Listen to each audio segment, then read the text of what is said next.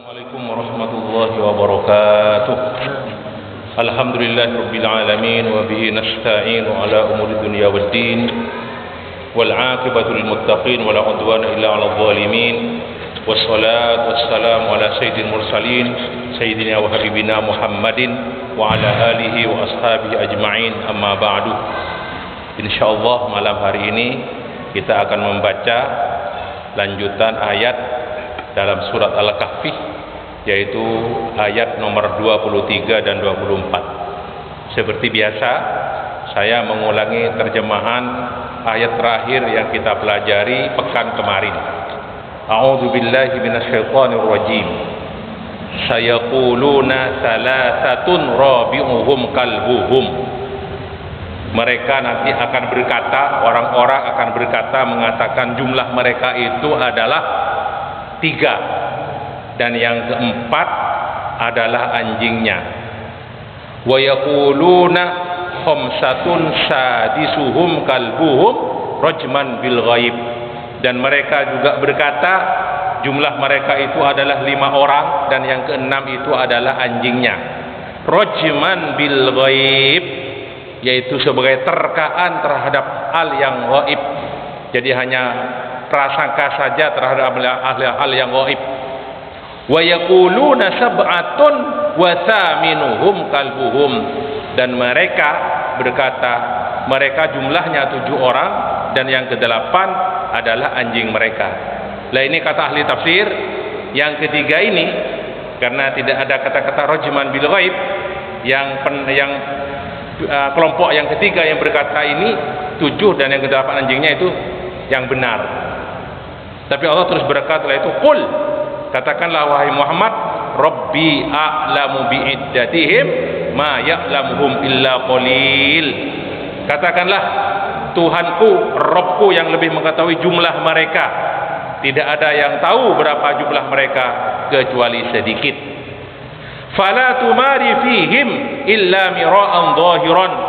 Dan janganlah kamu wahai Muhammad bertengkar tentang mereka, kecuali berdebat tentang mereka, bertengkar tentang mereka, kecuali pertengkaran yang zahir saja. Wala tastafti fihim minhum ahada. Dan janganlah kamu bertanya tentang ashabul kahfi fihim minhum, kepada ahli kitab, orang Yahudi atau Nasrani, ahadan, seorang pun. Ayat yang 23 dan 23 24, 24. Artinya, saya baca dulu artinya, terjemahannya. Wala taqulanna li syai'in inni fa'ilun dzalika ghadan. Dan janganlah kamu sekali-kali mengatakan tentang sesuatu, li syai'in inni fa'ilun dzalika ghadan, sesungguhnya aku akan mengerjakan hal itu besok. Illa an yasha Allahu, kecuali dengan menyebut insyaallah. Ini disebut istisna. Jadi lafzul istisna itu insyaallah. Wadhkur rabbaka idza nasita. Dan ingatlah Rabbmu, ingatlah kamu kepada Rabbmu apabila kamu lupa. Wa qul asa an yahdiyani rabbi li aqraba min hada rasyada.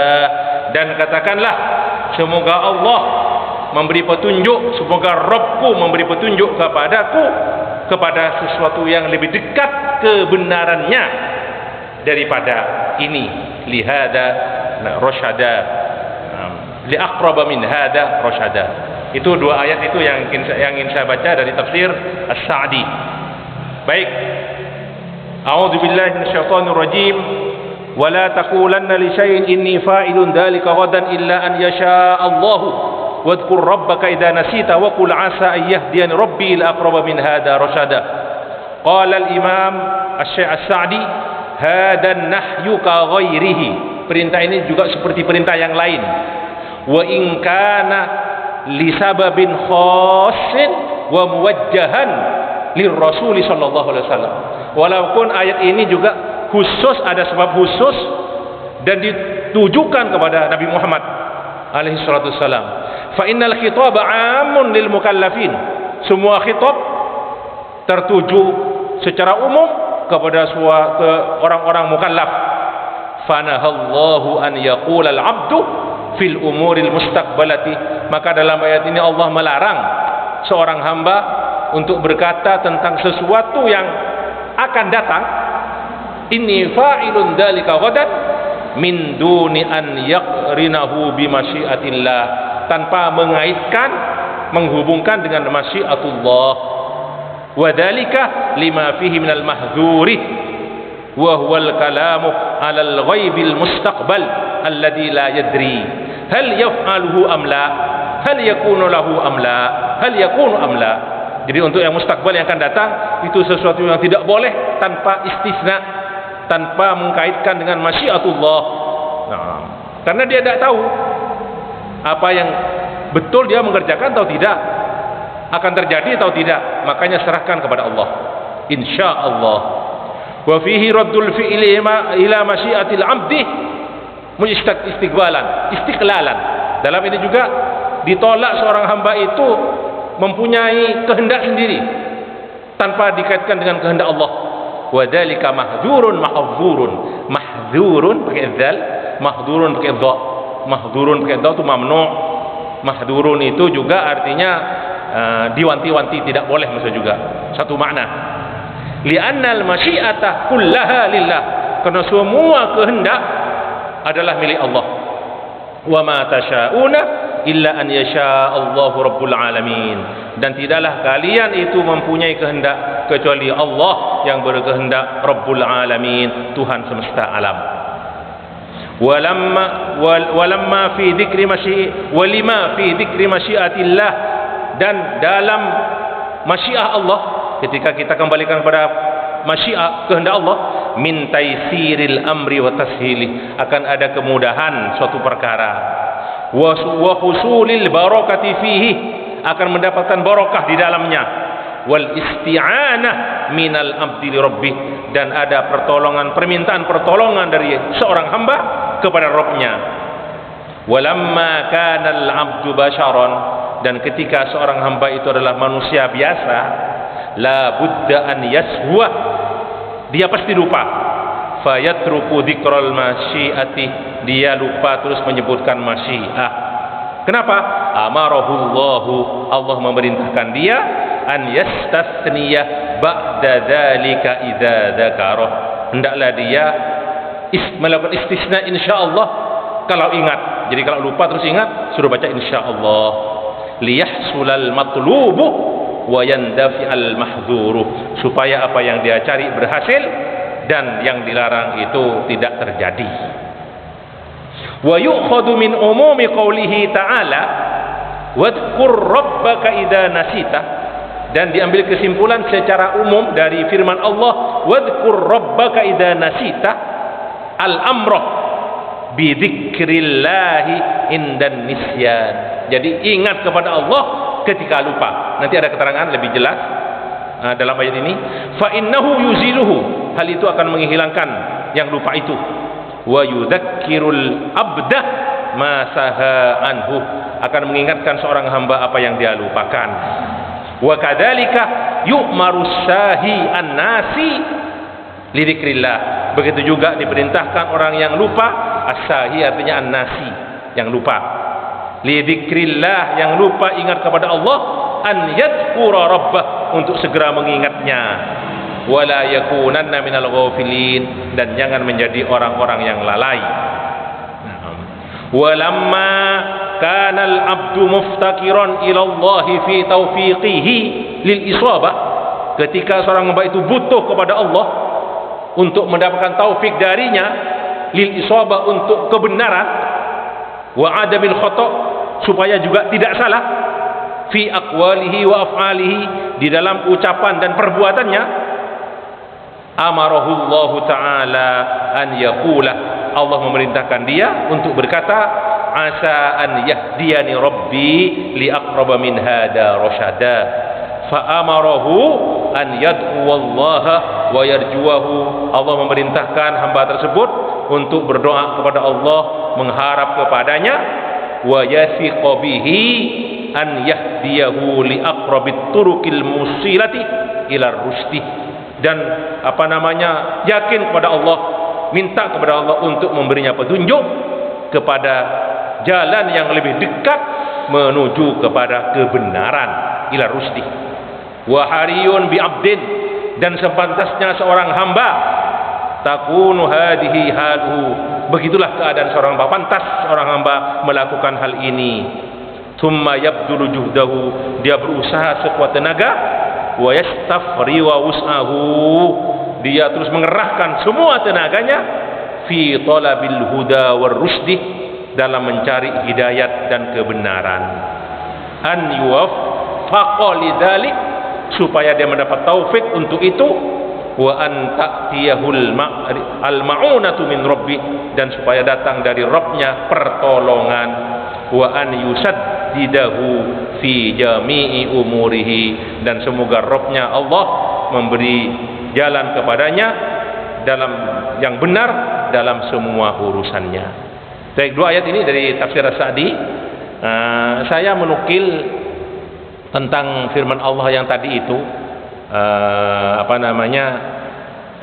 firman Allah tentang istisna dari wala taqulanna li syai'in inni fa'ilun dzalika ghadan. Seperti kata Imam As-Sa'di, Ibnu Katsir juga mengatakan demikian.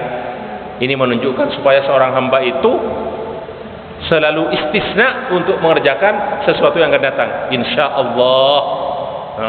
Kembalikan kepada masyiatullah.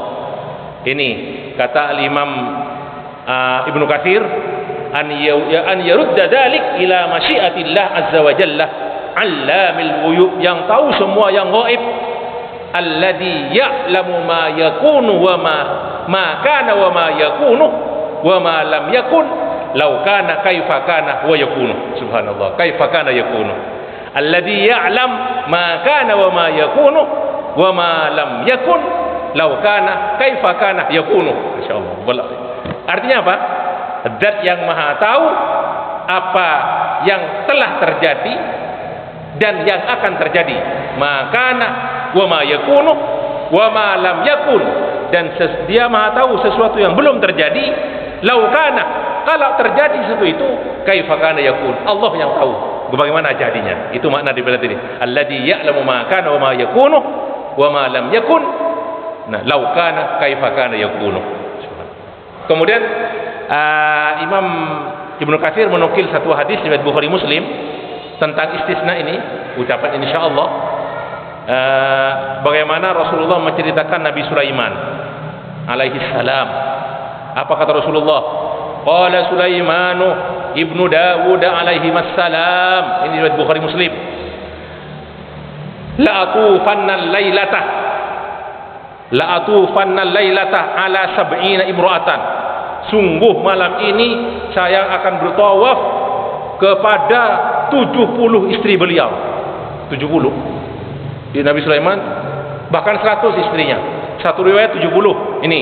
Wa fi riwayatin ala tis'ina imra'atan. Dalam riwayat lain disebutkan saya akan tawaf kepada 90 istri. Wa fi riwayatin mi'ata imra'atin, saya akan tawaf kepada 100 istri. Tawaf artinya berkumpul, berhubungan suami istri. Terus kata Nabi Sulaiman, talidu kullu imra'atin minhunna ghulaman yuqatilu fi sabilillah. Nanti dari hasil hubungan saya, setiap wanita istri saya akan melahirkan dari setiap wanita seorang anak yang menjadi berjihad di fisabilillah, yuqatil, berperang fisabilillah. Kemudian faqila lahu, dalam riwayatnya wa fi riwayatin faqala lahul malak, dikatakan kepada Nabi Sulaiman, atau ada malaikat dalam riwayat berkata kepada Nabi Sulaiman, qul insyaallah, katakan Sulaiman insyaallah. Nah, falam yaqul, ternyata Nabi Sulaiman tidak berkata. Ini Nabi loh. Ini sebagai pelajaran Nabi gitu kan. Apalagi kita lupa kan, biasa nama. Falam yakul, ini diingatkan oleh malaikat, dia tidak mau Nabi Sulaiman. Fatafa alani bihinna, tawaf semuanya antara 100 atau 70 atau 90. Nah, falam yalid minhunna illa imra'atun wahidatun nisfa insanin. Ternyata tidak ada yang melahirkan kecuali satu orang dari sekian puluh istrinya itu, kecuali seorang istri saja yang melahirkan. Itu pun lahir cacat dan mati separuh saja. Entah separuh dari atas ke bawah atau separuh begini. Pokoknya separuh anaknya itu hanya. Separuh badan hanya anaknya. Nah, separuh badan. Nah, akhirnya apa? Faqala Rasulullah sallallahu alaihi wasallam, walladhi nafsi biyadih, demi Allah kata Rasulullah, lau qala insyaallah, seandainya Sulaiman itu berkata insyaallah, lam yahnas, dia itu tidak akan membatalkan sumpahnya. Dia bersumpah karena tidak bilang insyaallah dia kan. Nah, wa kana darakan li hajatihi, kalau dia seandainya berkata insyaallah, maka hajatnya akan didapat oleh dia. Wa fi riwayatin wa laqatalu fi sabilillahi fursanan ajma'una, dan semua anak-anak itu kalau lahir semuanya itu mereka akan menjadi penunggang kuda yang berjihad di jalan Allah, fursan semuanya ajma'una. Nah, itulah pentingnya berkata insyaallah. Nah, kemudian ada juga satu riwayat tentang ini yang dikaitkan dengan Rasulullah. Jadi ada satu riwayat, Al-Imam Ibnu Katsir menukil satu riwayat dari Muhammad Ibnu Ishaq dari Ibnu Asakir. Jadi hadisnya riwayat Ibnu Asakir, tapi sayang hadisnya dhaif, gharib. Dhaif artinya tidak hasan, tidak sahih. Dhaif lah pokoknya hadisnya. Dan kata Ibnu Abbas, intinya saya baca terjemahnya aja, bahwasanya orang-orang musyrik Quraisy yang dari Mekah itu mengirim utusan dari mereka, An-Nadhr ibn al-Harith, kemudian Uqbah ibn Abi Mu'aid, itu diutus untuk mendatangi pembesar-pembesar orang Yahudi di kota Madinah. Jadi utusan dari orang-orang Quraisy Mekah ngutus untuk datang ke orang Yahudi di Madinah, pembesar Yahudi.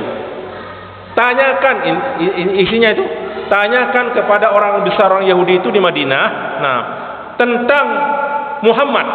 Nih utusan dari orang Quraisy dari Mekah itu. Bagaimana berita tentang dia? Karena mereka itu orang Yahudi lebih tahu dari kitab mereka, karena fa innahum ahlul kitabil awal. Maksudnya sebelum Al-Qur'an. Ahlul kitab. Tahu dari Taurat mereka. Wa indahum ilmun ma laisa indana min ilmil anbiya. Mereka itu tahu ilmu tentang para nabi dan kami tidak punya. Akhirnya datanglah berdua itu yang bernama Uqbah bin Abi Mu'aid dan An-Nadhr bin Harith datang ke Madinah, ketemu dengan pembesar orang-orang Yahudi.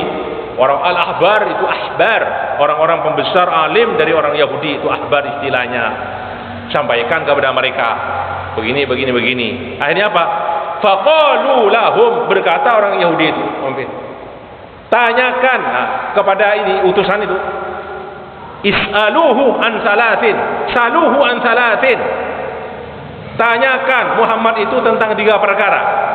Fa in akhbarakum bihinna fa huwa nabiyyun mursal. Kalau Muhammad itu menjawab pertanyaan 3 itu, bisa menjawab, maka dia adalah nabi, seorang utusan. Wa illa fa huwa rajulun mutaqawwilun. Kalau tidak bisa jawab, maka Muhammad ini, kata mereka, Muhammad itu adalah seorang laki-laki yang mutaqawwil, membuat-buat ucapan yang bukan benar, itu bukan yang salah, mutaqawwil. Jadi abai-kabai kata orang Madura. Kemudian apa pertanyaannya? Saluhu an fityatin dahabu fid dahril awal, maka min amrihim. Tanyakan dia tentang beberapa pemuda. Berarti ini sebelum turunnya surat Kahfi. Beberapa pemuda yang terjadi dulu fid dahril awal. Bagaimana? Kata dia perkara mereka. Kemudian fa innahum kana lahum haditsun ajibun, karena pemuda ini mempunyai perkara ada yang ajib sekali. Yang menakjubkan. Yang kedua, wasaluhu an rajulin tawafin tawafa masyariqal ardi wa magharibaha, makana nabauhu. Tanyakan kepada Muhammad tentang seorang laki-laki yang berkeliling dari barat ke timur dari bumi ini. Bagaimana berita tentang dia? Yaitu siapa itu? Tentang Dzulqarnain. Kemudian wasaduhu anil ruhi ma huwa. Tanyakan dia tentang roh, tentang nyawa. Akhirnya tanya sudah Nabi Muhammad. Lah itu jawabannya ketika mereka bertanya. Nah, cerita sudah jauh ila Rasulullah sallallahu alaihi wasallam bertanya itu kan? Apa jawaban Rasulullah dalam riwayat itu? Qala ujibukum ghadan. Wa fi riwayat ghadan ujibukum wa lam yastathni. Besok akan saya jawab, kata Nabi Muhammad, dan dia tidak beristisna, tidak berkata insyaallah. Nah, akhirnya utusan itu datang ke Mekah. Nah, datang ke Mekah. Nah, apa terus? Nah, sudah. Nah, dia berjanji besok setelah datang ke Mekah. Tapi sampai sekarang ketika mereka di Mekah sampai 15 hari madot khamsa asrata lailatan. 15 hari berlangsung sudah.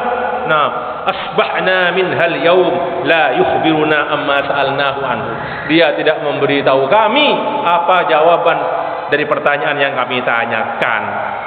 Nah, akhirnya itulah Rasulullah terus susah. Nah, Jibril tidak datang hatta ahzana dzalika Rasulullah sallallahu alaihi wasallam wa arjafa bihi ahlu Makkah. Jadi Nabi Muhammad susah dan penduduk kota Mekah juga ribut. Enggak ada jawaban. Nah, akhirnya apa? Fanazala alaihi Jibrilu bi suratil kahfi. Terus malaikat Jibril membawa surat kahfi. Fa'atabahu fi awwaliha ala huzni alaihim. Yang pertama itu al-asa, yang ada kata-kata asafanya itu kesusahan Muhammad, termasuk juga ini wala taqulanna li syai'in inni fa'ilun dzalika wadan illa an yasha Allah. Itu yang pertama. Yang kedua, wa akhbarahu anir rajulit tawaf, yaitu tentang Dzulqarnain. Nah, kemudian wa nazala qauluhu ta'ala wa yas'alunaka 'anir ruh qulir ruhu min amri rabbi. Itu di surat Al-Isra turun di sana. Nah, itulah wallahu taala a'lam. Hadisnya lagi itu dhaif, gharib hadisnya, riwayat Ibnu Asakir. Nah, kemudian berkenaan dengan firman Allah, nah, wadhkur rabbaka idza nasita, itu juga ada dua penafsiran. Yang pertama, wadhkur rabbaka idza nasita. Nasita itu kembali, wadhkur rabbaka itu katanya idza nasita, ini dari Ibnu Abbas. Nah, kalau kamu lupa tidak berkata insyaallah, lupa, wadhkur rabbaka idza, katakan insyaallah walaupun sudah berlalu 3 hari, bahkan disebutkan dalam satu riwayat walaupun 1 tahun, sampai 1 tahun dia lupa, insyaallah, lupa ya 1 tahun itu. Bahkan walaupun sudah bayar kafarah, katakan insyaallah. Itu penafsiran dari sebagian sahabat, termasuk Ibnu Abbas. Tapi ada penafsiran yang lain. Nah, kata Ibnu Katsir, nah, wa yuhtamal fil wa yahtamil atau yuhtamal fil ayati wajhun akhar. Yaitu apa itu? An yakuna Allah taala qad arsyada man nasiya syai'a fi kalamihi ila dzikrillah. Secara umum. Jadi bukan lupa terus tidak berkata insyaallah, suruh berkata insyaallah, tidak.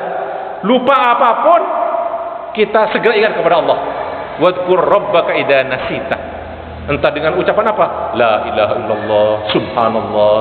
Nah, boleh tak apa-apa. Saya lupa. Itu kata Ibnu Katsir, penafsiran yang kedua.